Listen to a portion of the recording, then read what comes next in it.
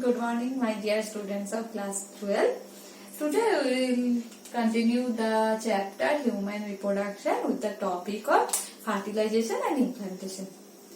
So, as you know what is fertilization, but you don't know what is implantation. So, today we will start with that fertilization topic.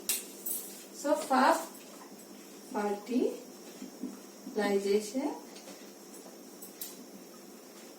and implantation. So what is fertilization? Fertilization means fusion of that male and female gamete and formation of zygote. So what is fertilization? Fertilization is fusion of male and female gametes and formation of diploid zygote. And gametes are n in number, whereas diploid zygote is 2n in number. So due to fusion of two haploid gametes, diploid zygote will be formed, and this process is called as fertilization. And after the fusion of that spermatozoa and ovum, where this fusion is occurring, that is occurring in the ampulla isthmus region of the fallopian tube. It is occurring in the mainly ampullary region of the fallopian tube or oviduct. You know the female accessory reproductive part. So, in the ampullary region of the oviduct, that fertilization will takes place. And how the sperms will be inserted into that vagina, and after ejaculation, so the sperm will be moved to the ampullar region with the help of their tail, and the ovum will be released from the ovary, and with the help of the fimbriae they will be accepted by the oviduct or fallopian tube, and they will move to the ampullar region of the female reproductive part. How? Because there are some ciliary movement will be found in that case, that will pass the ovum into the fallopian tube or oviduct. So it takes 12 to 24 hours. It takes 12 to 24 hours to reach the ovary from the release site to the site of the fertilization. It takes 12 to 24 hours to reach the ovary to the site of fertilization. Not ovary, sorry, ovum. Okay, ovum takes 12 to 24 hours to reach the site of fertilization. So now, in case of fertilization and implantation, so first process is arrival of ovum. So now we know how ovum has arrived at the site of fertilization. I am repeating. The ovum in which form? That is secondary oocyte. The secondary oocyte will be released from the Graafian follicle, and during the middle of the menstrual cycle, that is on the 14th day of menstrual cycle, and due to ciliary current, it will pass to the fimbriae of the fallopian tube to the ampullary region of the fallopian tube, and it will take 12 to 24 hours to reach the site of the fertilization. Okay. After that, next process is insemination. What is insemination? It is the process of deposition of sperm into the female genital tract. I am repeating, insemination is the process of deposition of the sperm in the female genital tract. This is called as when after the copulation or coitus. Okay, and in a semen, the amount of semen is 3 to 4 ml. 3 to 4 ml, which contains 82 semen, which contains 80 to 100 million sperms per ml of semen. Okay, so that is the amount of semen which will be released after copulation into the female genital tract. Okay, after that, next step is motility of sperm.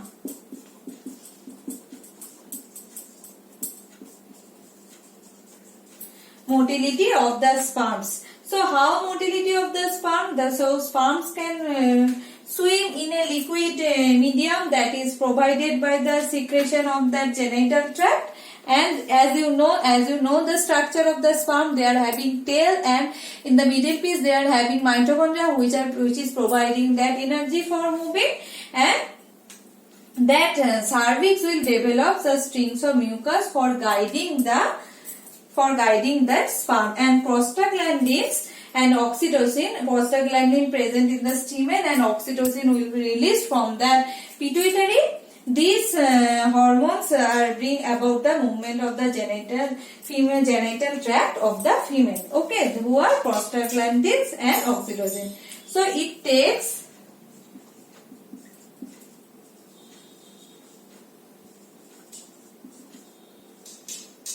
It takes 5 to 6 hours for the sperm to reach the site of the fertilization, and it can remain active for 24 hours. So it will take 5 to 6 hours of the sperm to reach the site of fertilization, and it will be active for 24 hours. So now we know what is the time taken by ovum and what is the time taken by sperm. Now both of them has reached to the site of fertilization. Then some reaction will be there which is called as capacitation. So next, the fourth step is,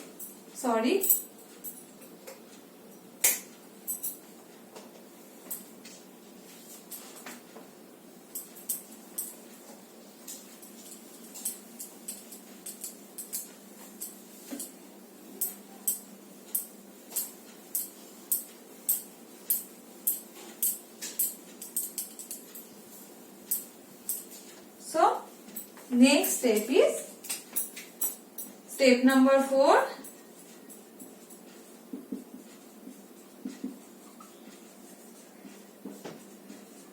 Capacitation of sperm. Step number 4 is capacitation of sperm.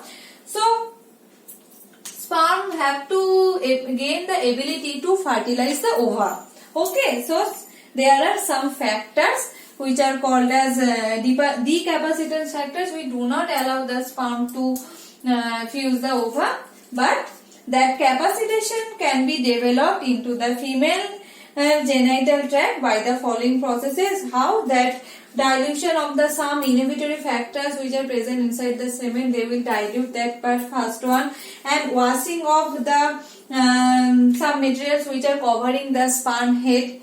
Factor number 2, entry of Ca+2 ions into the sperm and increasing the permeability by actosomal reaction by covering by calcium ion, and removal of some membrane cholesterols which are present by the removal of that capacitation capability of the sperm will be gained.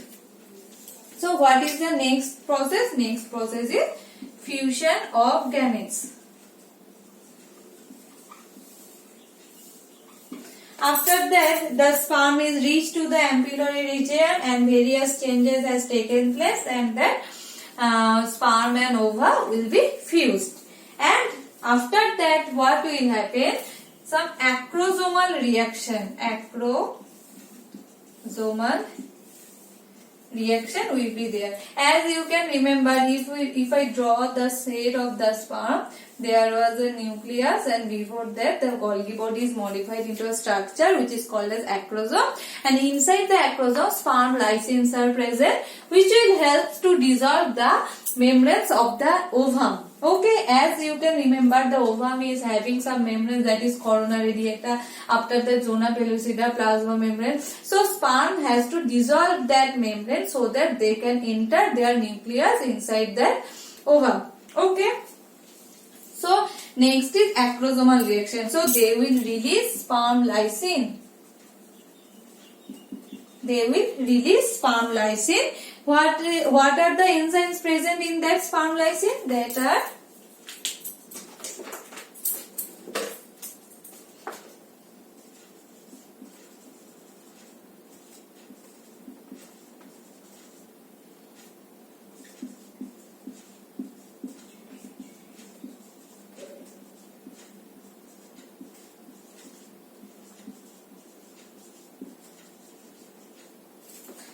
they will release higher uronidase, which is in the around this ovum there is a zona pellucida layer, and after that there are some radiating cells are there which are called as corona radiata.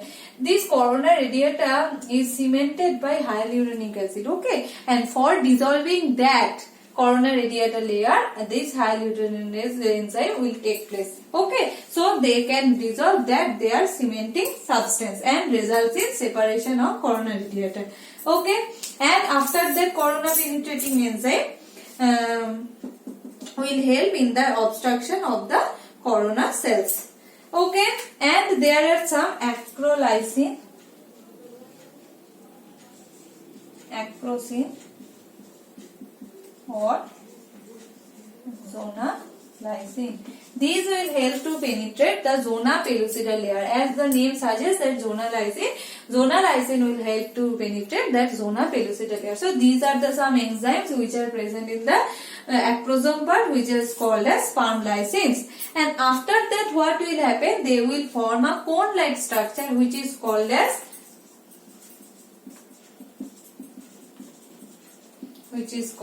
fertilization cone. They will form a cone-like structure which is called as fertilization cone. How does it look?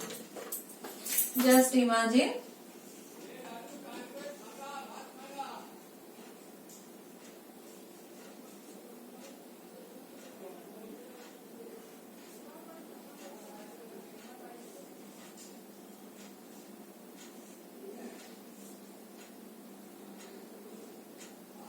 Okay, just imagine this is the corona radiata cell and zona pellucida. So, this is the corona radiata and zona pellucida, and this is the sperm head which is released during the sperm lysine. And after that, what will happen? A cone of reception from the ovum portion will be there, and after that what will happen? That means a small bulging part is releasing out, and after that what will happen? The sperm head will fuse with that structure, okay. So after that the fusion will be there, and after that what will happen?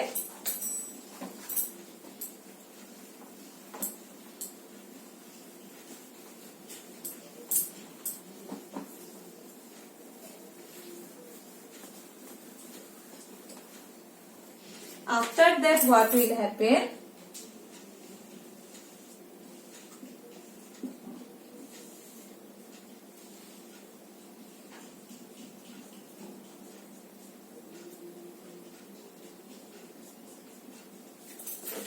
The sperm nucleus will be inserted into the ovum, and there will be the two nucleus, so nucleus of the ovum and nucleus of the sperm. Two polar bodies will be there. They will form the spindle fiber, okay. So that is called as fertilization cone or cone of reception. So, and another, there is something present which is called as fertilizing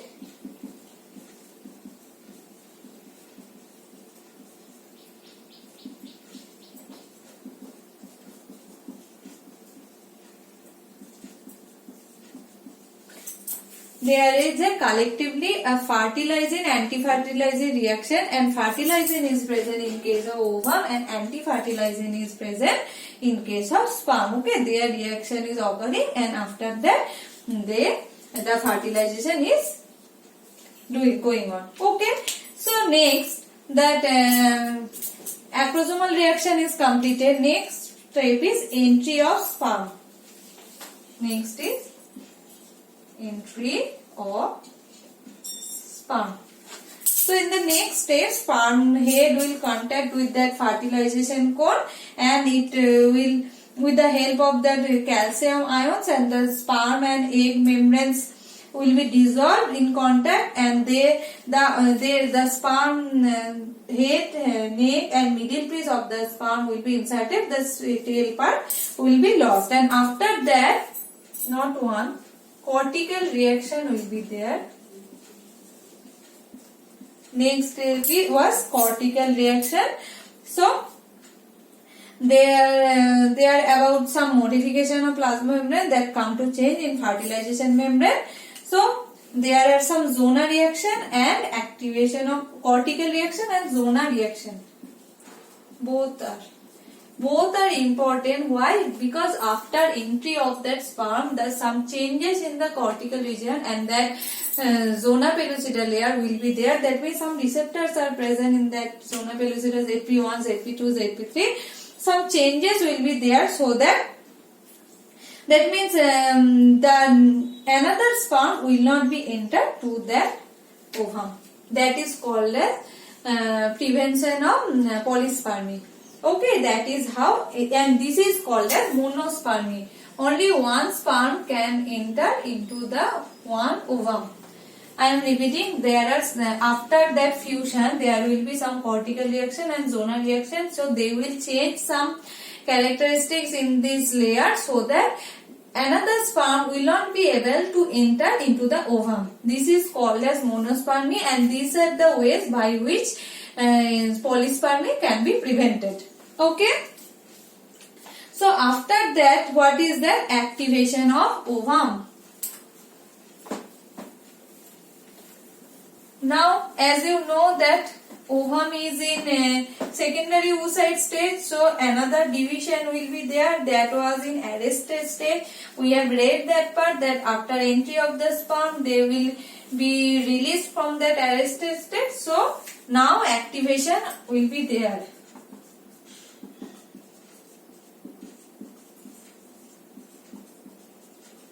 So next part is activation ovum. So it is the final stage of fertilization. The sperm, after that nucleus of the sperm is called as male pronucleus, and the nucleus of the ovum is called as female pronucleus. And what happens? The nuclear development will be there, and paternal and paternal chromosomes will be mixed up, resulting will be the diploid, resulting will be a diploid zygote. Okay, so this is the site of, that means the total process of fertilization. Okay, and what I have mentioned to forward, that after that the ovum secondary oocyte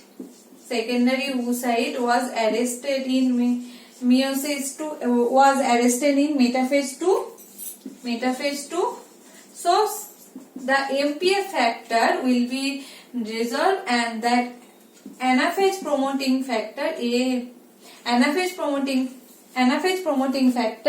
will be activated. That will proceed the other steps of the cell division, and they will form a second polar body. An unequal distribution of cytoplasm will be there, a small size second and polar. So at the end of the completion of the meiosis 2, expansion of the second polar body will be there, and the converts that oocyte into, so secondary oocyte will be converted into second polar body. Now we can call it ovum. Now officially we can call it ovum. So now ovum is activated. The nucleus of the ovum, as I have mentioned, is called as female pronucleus, and the fusion has taken place. And in the diagram I have shown you that fertilization, that means spindle fibers is formation, and these are the main events of fertilization. Next, how sex of the baby can be determined. After reading that implantation part, now we will know that how sex of the baby can be determined.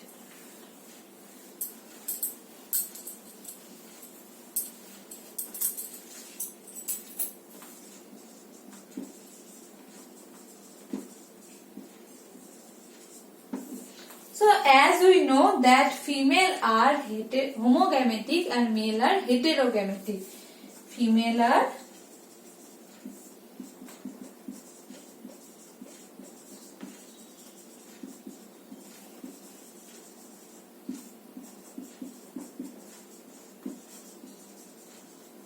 What does that term mean? That means in case of male female, two gametes are same. That means females are having two X chromosome, that is X and X. the same type of chromosome, that's why it is called as homogametic. And in case of male, what happens? They are having one X and one Y chromosome, that's why they are called as heterogametic, because two different types of gametes are there. One is X and another one is Y. Okay, so if after the meiosis type of cell division, what will happen? 22A autosome plus X will be there, or